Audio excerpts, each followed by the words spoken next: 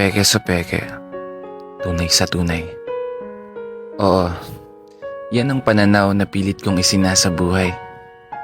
Sa kabila ng pagiging totoo, sa mundong taglay ang iba't ibang tao na may iba't ibang kulay. Iba't ibang tao, yung ilan may nakatagong sungay.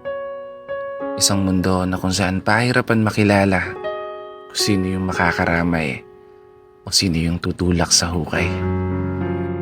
Well, simplihan na lang natin. Kung ayaw mo sa akin, ayaw ko din sa'yo. Kung gusto mo ako, edi gusto kita. Kung nagtitiwala ka sa akin, magtitiwala ako sa'yo. Pero kung galit ka naman, wala akong pake. Kasi hindi na tayo bata gaya ng dati na makikipaghabulan kapag ako na ang taya. Hindi na tayo mga bata na papalakat ng iyak kapag napagkakaisahan ka ng lahat na hindi ka isasali. Hindi na tayo mga bata na magmumukmuk na lang sa isang tabi kapag naputol yung tali ang saranggola mo na pinaghirapan mong gawin ng buong gabi. Nakuha mo? Hindi na tayo mga bata magdadamdam ng sobra kapag hindi nabili ang gusto nating laruan.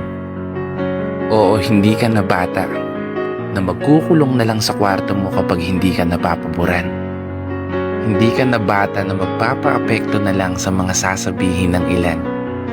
Dahil hindi ka na bata na basta na lang magpapatalo sa nararamdaman.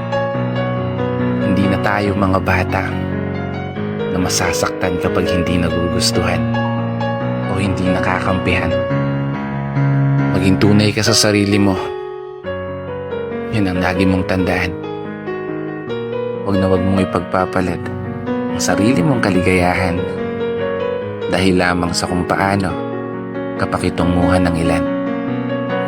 Sa totoo lang, hindi to tungkol sa kung sinong tunay o kung sino yung peke sa'yo.